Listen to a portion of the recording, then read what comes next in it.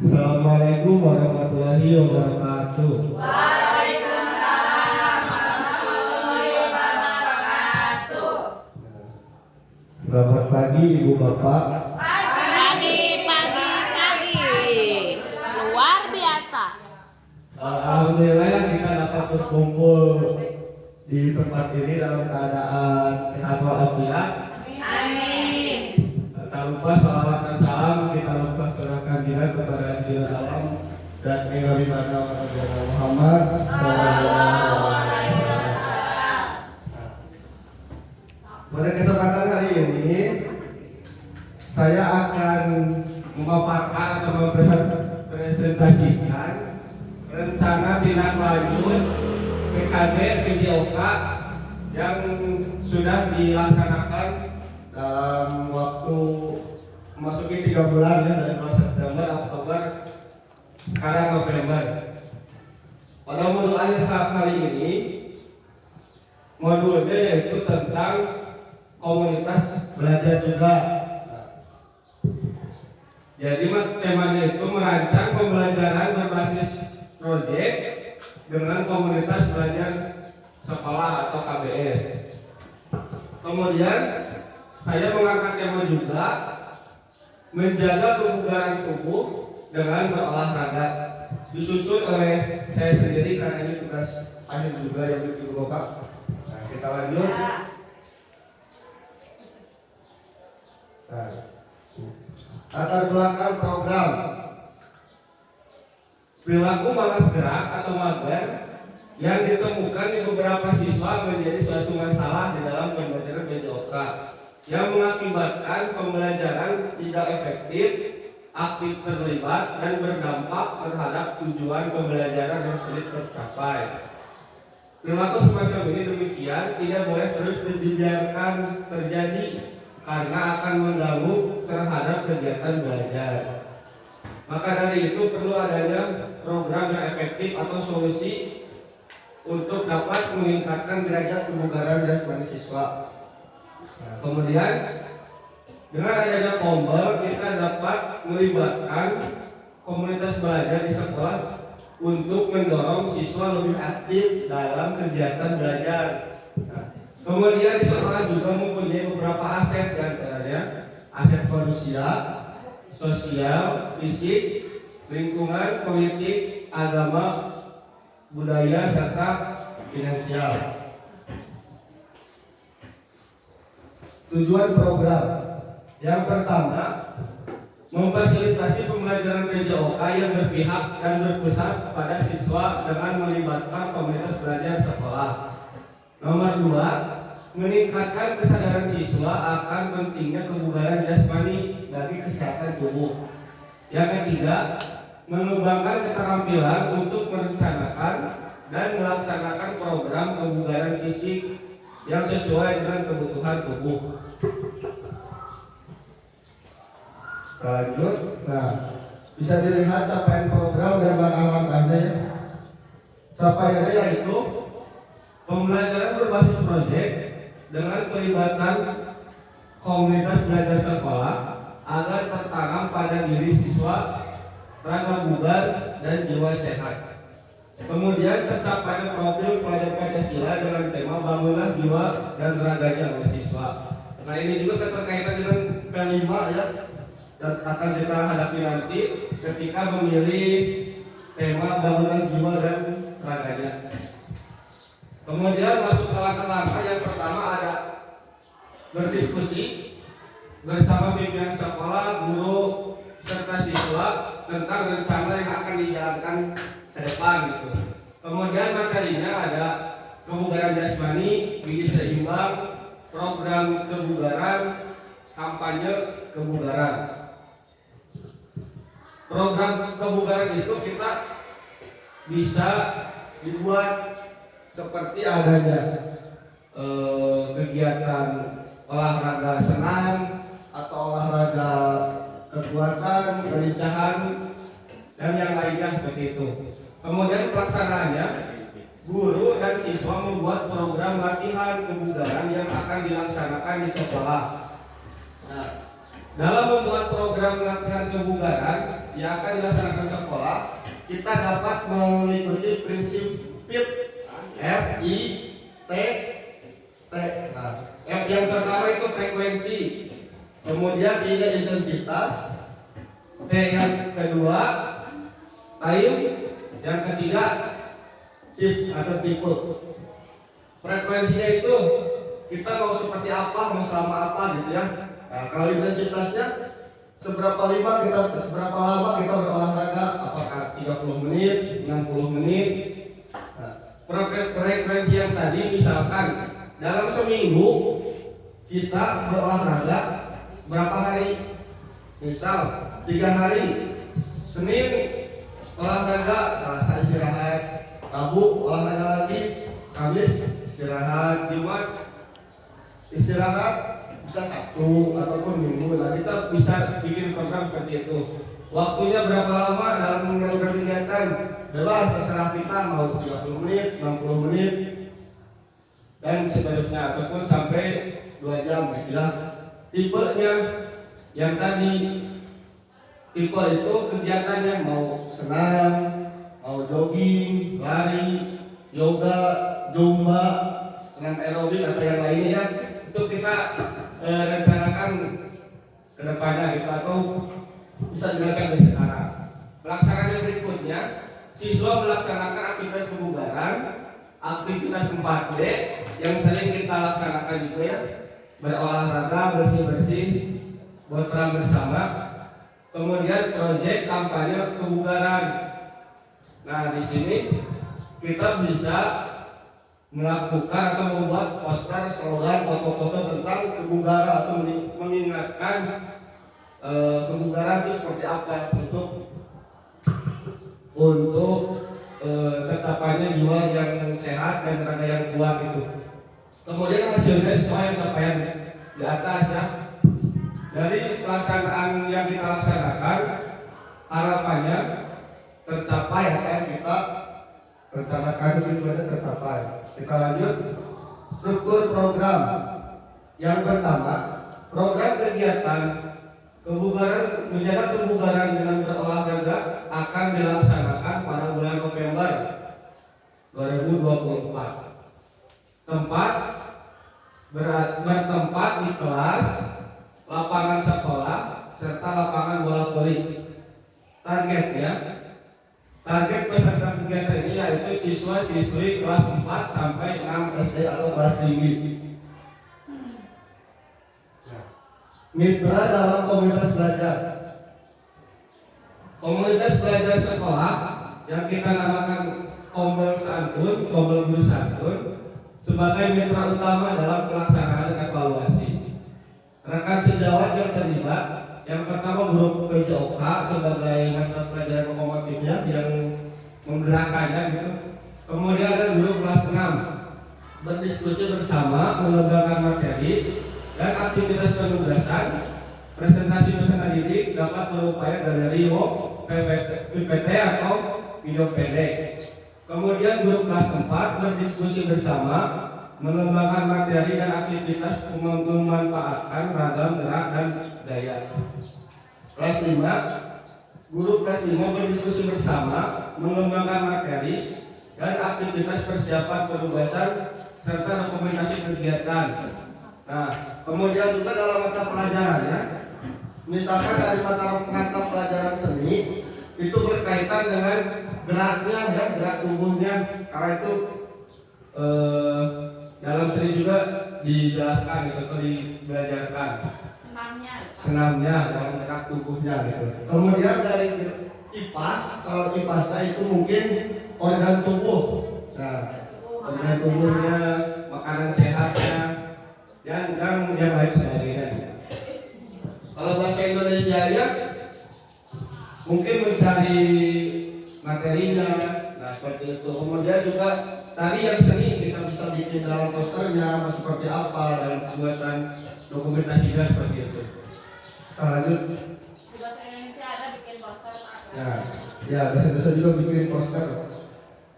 Kemudian lanjut, pernyataan kapasitas kelas. Di sini ada beberapa aset yang kita miliki.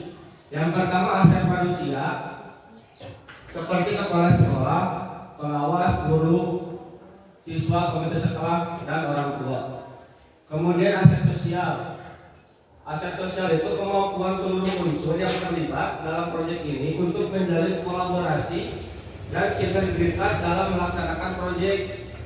Kemudian yang ketiga ada aset politik, kebijakan pimpinan yang mendukung terhadap program maupun menjalin kerjasama dan bermitra dengan pihak lain.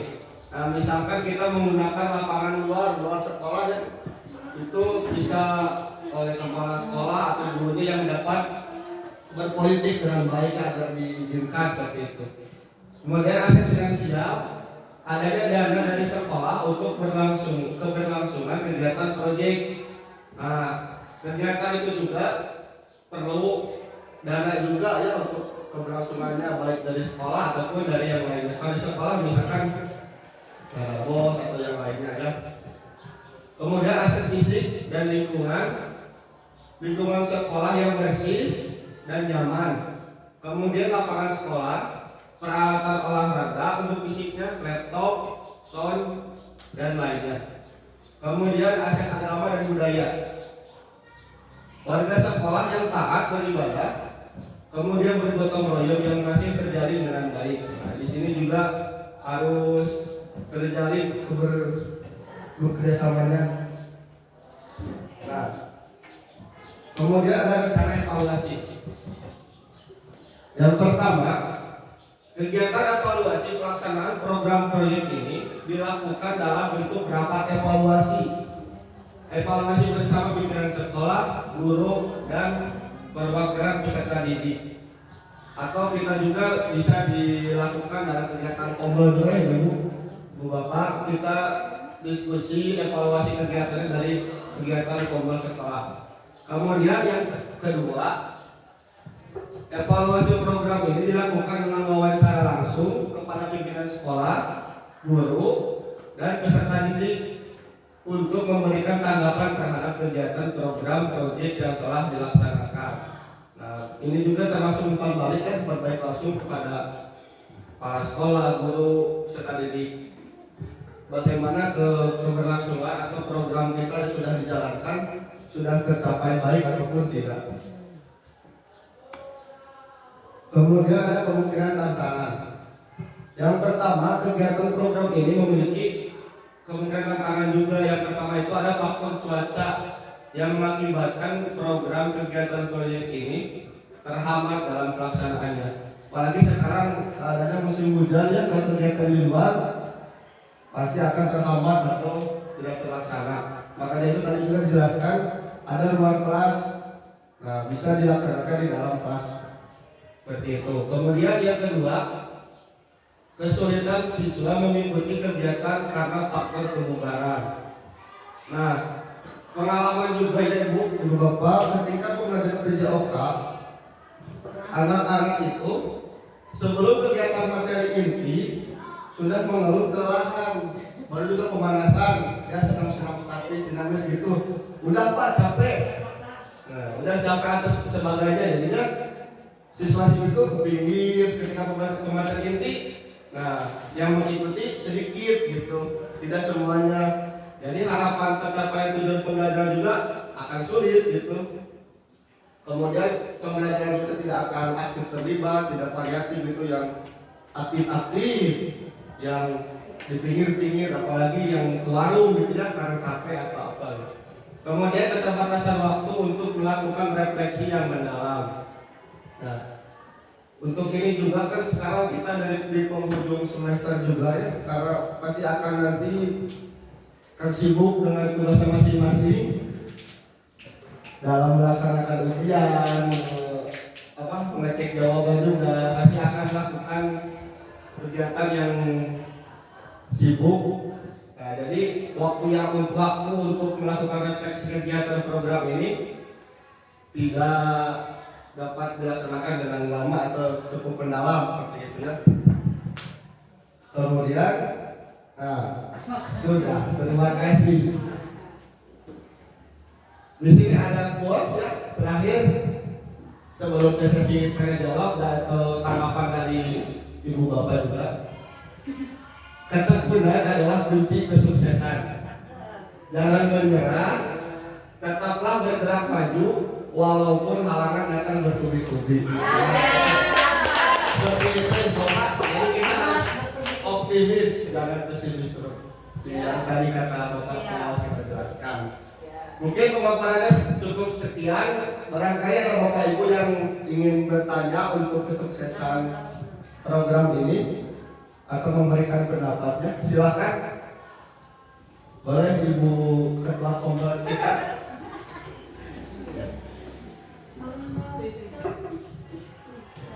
Assalamualaikum warahmatullahi wabarakatuh. Waalaikumsalam warahmatullahi wabarakatuh. Terima kasih kepada Bapak Iman yang sudah memaparkan mengenai programnya yang begitu jelas dan sangat menarik slide-slide-nya. Lalu penjelasannya juga singkat tetapi dapat dipahami, mudah dipahami. Saya akan memberikan dulu itu umpan balik yang pertama.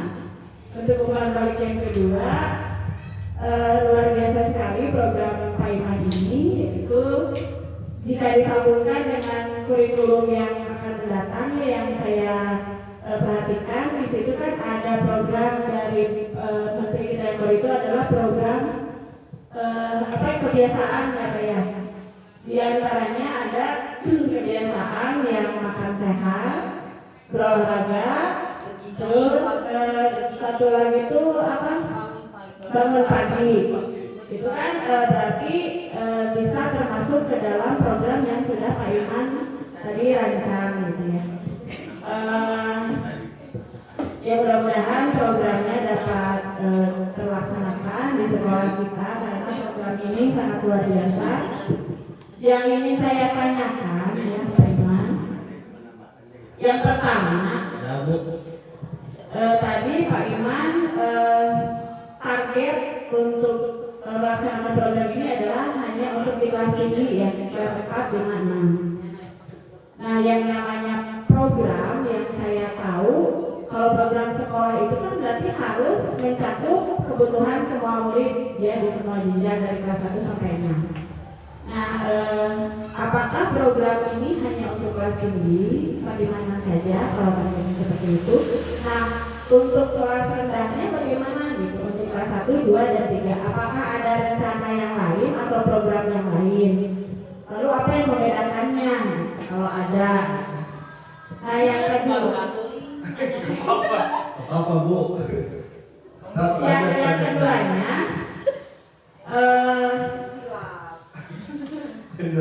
yang keduanya, pelaksanaannya itu kapan? Apakah 1 minggu sekali atau terus apakah setiap kelas atau bersama-sama?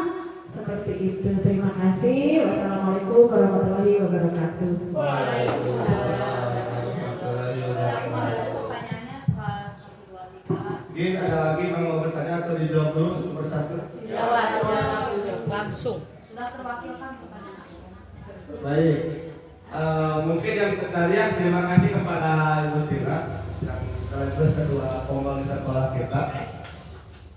Nah, kenapa tadi targetnya kelas tinggi terlebih dahulu atau 4 sampai 6? Nah, saya pikir atau saya kira gitu, saya rasa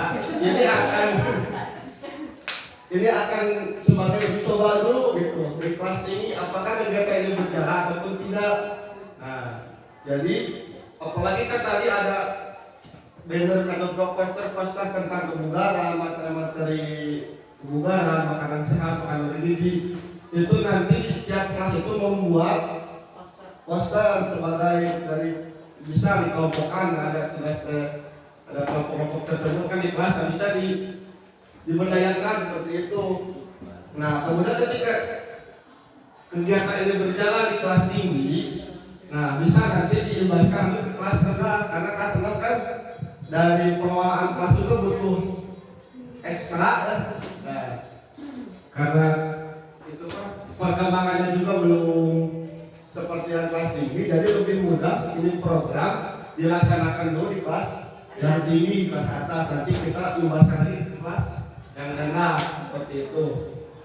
Kemudian untuk waktunya, yang pertama di dalam kegiatan PJOK juga ya, dalam mata pelajaran otomatifnya. Yang kedua, kita anggarkan atau alokasikan waktu seminggu sekali, misalkan kegiatan kebugaran, bisa dengan senam sehat pada hari Jumat atau pada hari Sabtu. Nah, seperti itu. Mungkin itu yang dapat disampaikan, dijelaskan kegiatan tersebut. Mungkin ada lagi dari ibu bapak yang lainnya. Bagaimana Bu Tina, puas sudah jawaban dari Pak Iman? Alhamdulillah sangat puas. Terima kasih. Terima kepada kasih. narasumber. Bangga. Saya Pak. Oh, baik. Bu Adi, silakan. Ya. Bismillahirrahmanirrahim. Assalamualaikum warahmatullahi wabarakatuh. Waalaikumsalam warahmatullahi wabarakatuh. Terima kasih kepada Pak Iman yang sudah memaparkan tentang programnya yang begitu bagus ya. Apalagi ini menyangkut kesehatan. Betul sekali kita itu harus bisa menjaga kesehatan kita. Apalagi programnya ini dimulai dari anak-anak ya. Dari anak-anak, jadi mereka juga sudah terbiasa. Karena dengan zaman sekarang anak-anak itu kalau dulu kan permainan tuh banyak yang permainan tradisional itu kan banyak interaksi ya, banyak gerak juga. Anak-anak zaman sekarang memang karena permainan yang hanya di dunia maya, main game gitu seperti di HP seperti itu, maka gerak pun mungkin ya terbatas gitu. Jadi ini nyambung dengan tadi yang tantangan kata Pak Iman tadi. Tantangannya anak-anak itu baru pemanasan saja ternyata sudah lelah. Nah, mungkin itu akibat dari ya di rumahnya mereka memang kurang gerak seperti itu. Nah, saya kembalikan lagi ke Pak Iman. Nah, bagaimana cara kita untuk menyiasati tantangan itu supaya si anak-anak tersebut ya tidak loyo, jadi tidak gampang loyo karena mungkin memang kurang geraknya. Nah, bagaimana cara kita itu untuk menghadapi tantangan yang seperti itu? Jadi kan mungkin kita juga bisa membayangkan ini kenapa kalau anak-anak sekarang baru pemanasan sudah roti, udah lelah, udah kelelahan, udah pas kuliah inti mereka malah duduk di pinggir yang aktif-aktif ya, jajan yang itu ya, nah, seperti itu. Mungkin itu saja Pak Iman yang ingin saya tahu. Jadi bagaimana supaya anak-anak itu bukan lagi, jadi si kesiapan mereka untuk mengikuti kegiatan ini mereka lebih antusias lagi. Ya, mungkin itu dari saya. Terima kasih. Baik, terima kasih kepada yang tadi yang sudah menyampaikan atau tanggapannya. Oke, jawaban dari saya. Yang pertama kita harus mengedukasi anak-anak ya. Mungkin kita anggap saja anak-anak itu belum tahu dengan segala hal. Nah, kita harus datang, harus hadir kepada anak-anak untuk memberikan edukasi, baik itu mau tulisan, mau lisan ataupun maupun perilaku atau tingkah laku ya. Ini juga bakal terimbas kepada mata pelajaran yang lain di kelas ketika anak-anak kondisinya tidak bugar. Jadi di kelas bakalan mudah ngantuk, tidak semangat, apalagi disuruh nulis ya. Nah, yang pertama kita dapat edukasi, batasi penggunaan HP. Nah, kita terus jelaskan di rumah atau bisa ketika pelajaran di kelas. Batasi penggunaan HP. Misal jam 9 malam atau 8 malam stop main HP. Istirahatnya harus cukup. Bangun pagi, bangun HP itu yang minimal pelemasan atau gerakan-gerakan statis, dinamis pada kamar tidur dengan menarik-narik kaki atau tangan seperti itu ya. Kata-kata sebenarnya mah mulia gitu kan. Nah, itu bermanfaat untuk meregangkan atau melepaskan otot kita juga agar tidak kaku ya. Pengalaman juga ketika pembelajaran PJOK anak-anak disuruh mencium lututnya sendiri itu tidak nyampe jauh-jauh ke cium lutut, ini memegang ujung kaki sendiri tidak nyampe, itu kelihatan banget otot yang di sebelah pinggang atau bagian belakangnya itu sudah mulai kaku ya, makanya harus diingatkan lagi, diberikan edukasi lagi. Kemudian tekankan juga penggunaan atau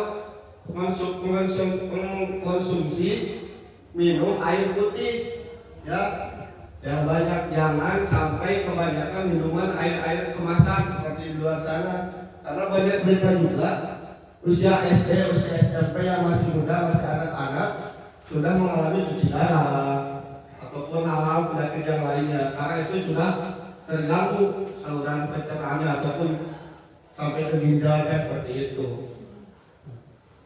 Mungkin itu yang dapat dijawab Ibu Wati barangkali. Ya, terima kasih Pak Iman, penjelasannya sangat memuaskan. Mungkin ini ya Pak Iman, jadi kita juga harus rajin mensosialisasikan tentang misalkan dari poster-poster, minimal kalau sering mereka membaca, melihat, mungkin mereka juga ya bisa mudah-mudahan juga. Nah, gitu. Mungkin juga nanti tadi kata Pak Iman, selain dari misalkan meregangkan otot-otot, tadi masalah minum. Nah, seperti kita tahu memang anak-anak kalau di sekolah dia jajan semau mereka, apalagi kan pengennya itu yang manis-manis, kemudian yang dingin-dingin. Nah, mereka itu kelihatan nih dari sampah bekas minuman itu sampai setumpuk gitu ya, sebelum seperti itu. Nah, mungkin bisa juga nanti dibikin program di sekolah bawa air minum sendiri dari rumah, ataupun misalkan sekolah ya bawa tumbler, sekolah juga mungkin bisa menyediakan air putih. Jadi anak itu diwajibkan untuk meminum air putih, karena memang itu juga jadi kekhawatiran kita semua ya, melihat anak-anak pas sebelum istirahat, sebelum masuk sudah minum, istirahat minum lagi gitu. Saya juga sama di kelas, jadi suka memperingatkan kepada anak udah berapa kali itu minuman seperti itu. Nah, mungkin di sini juga dibutuhkan kolaborasi ya Bapak Ibu. Jadi bukan hanya kita yang wali kelasnya, jadi setiap misalkan guru yang masuk ke kelasnya selalu mengingatkan mereka. Terima kasih Pak Iman atas jawabannya. Ya, silakan Ibu Tina. Sarannya tadi untuk tantangan Bu Wati. Sebenarnya kan jadi tadi yang satu tuh anak-anak ada yang kita mau ke kegiatan ini, anak-anak itu udah keburu lelah. Nah, gimana Pak kalau ini saya mau memberikan saran, mudah-mudahan dapat diterima. Kalau pelajaran olahraga kan biasanya pagi-pagi ya jadwalnya gitu. Nah, gimana kalau misalnya kan yang namanya penjawaban itu tidak hanya praktek, ada teorinya. Jadi yang saya amati kalau waktu pelajaran olahraga, sebelum pelajaran olahraga itu anak-anak itu sudah bermain bola sendiri atau bermain sendiri, mau sendiri bola gitu. Jadilah ketika mau olahraga karena dia sudah main sendiri, jadilah capek. Gimana kalau misalnya bisa anak-anak di dalam waktu olahraga itu 4 jam, 1 jam teori dulu, di anak-anak tuh istilahnya istirahat tapi sambil belajar. Jadi anak-anak ada lagi tenaga untuk melakukan olahraga. Mungkin itu saja. Terima kasih. Mungkin untuk sekarang 3 jam ya Bu, karena 1 jam lagi di P5 itu sendiri, jadi kegiatan belajar 3 jam. Terima kasih kepada Ibu Tina yang sudah memberikan saran, itu juga cukup baik dan cukup memberikan informasi ya. Dapat dilaksanakan juga ketika pembelajaran PJOK. Akan tetapi untuk kegiatannya membutuhkan waktu juga ya Bu, mungkin sekali bisa dilakukan karena ada materi juga, kemudian praktek. Nah, mengingat lapangan kita atau halaman sekolah kita yang seadanya, itu tidak akan cukup melihat siswa yang banyak sampai 50 ya, 40 sampai 50. Nah, kita membutuhkan juga lapangan yang lainnya, yaitu bekerjasama dengan warga setempat yang mempunyai lapangan bola voli. Nah, juga sekali bisa dipraktekkan di dalam kelas, tapi materi juga kemudian di lapangan. Terima kasih kepada Ibu Tina sudah menyarankan. Kemudian tadi juga secara Ibu Wati tentang air minum ya. Nah itu juga saya pikir juga itu mengapa bagaimana kita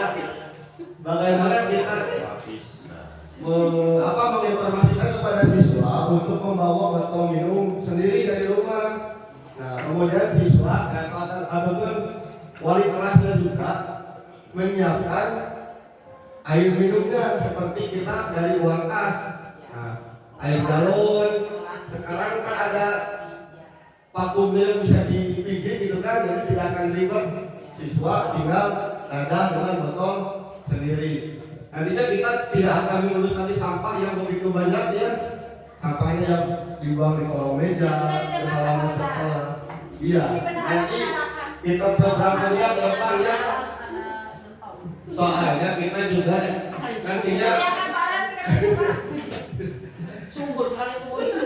Nah, kalau hal seperti itu terjadi, itu dapat meningkatkan sekolah ramah terhadap anak kita.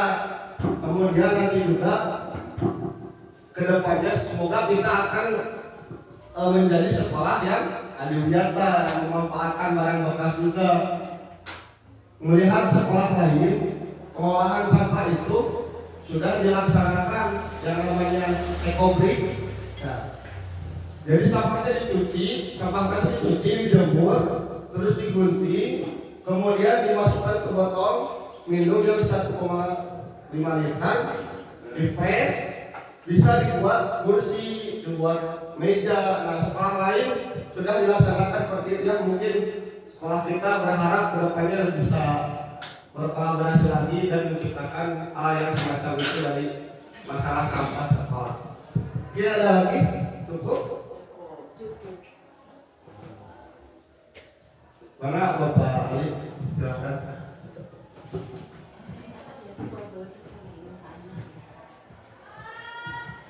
Assalamualaikum warahmatullahi wabarakatuh. Waalaikumsalam. Pada kesempatan ini mungkin pertanyaan-pertanyaan yang akan saya lontarkan sudah dijawab dan sudah terwakili oleh teman-teman. Saya hanya ingin memberikan tanggapan. Mungkin apa-apa yang disampaikan oleh Pak Iman terkait dengan program yang akan Pak Iman jalankan nanti, saya hanya bisa mengucapkan luar biasa.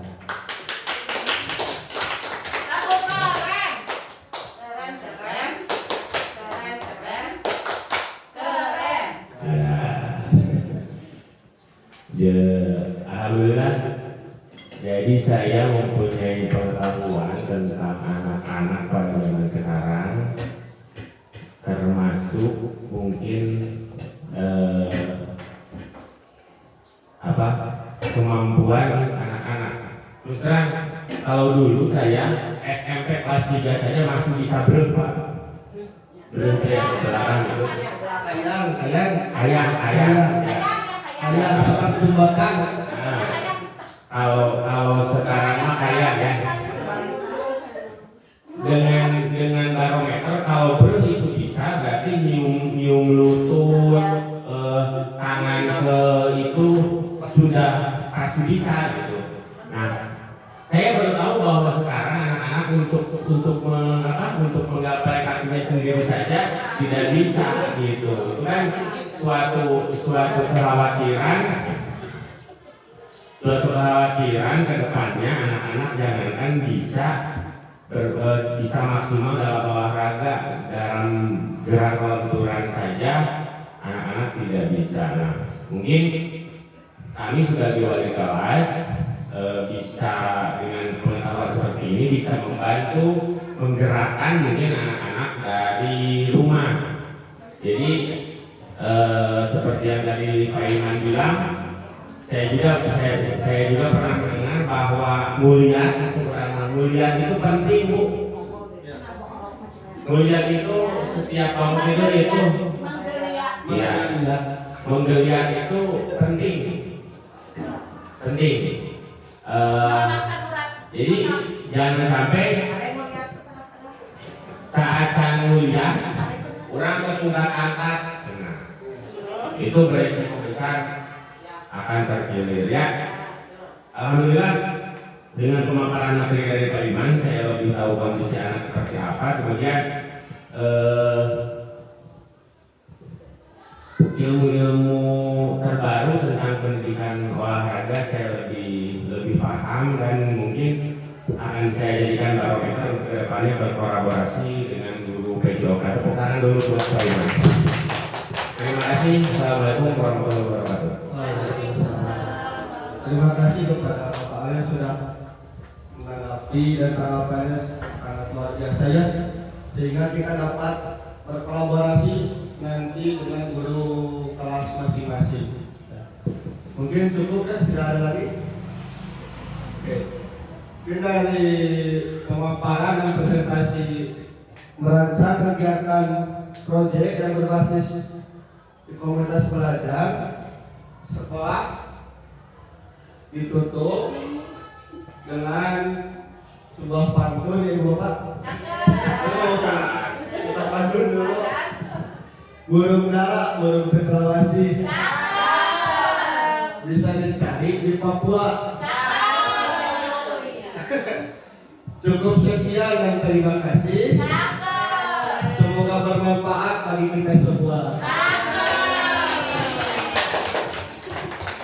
Baik, dari saya cukupkan sekian. Mohon maaf bila ada salah-salah kata yang barangkali tidak berkenan. Wabillahi taufiq wal hidayah. Wassalamualaikum warahmatullahi wabarakatuh.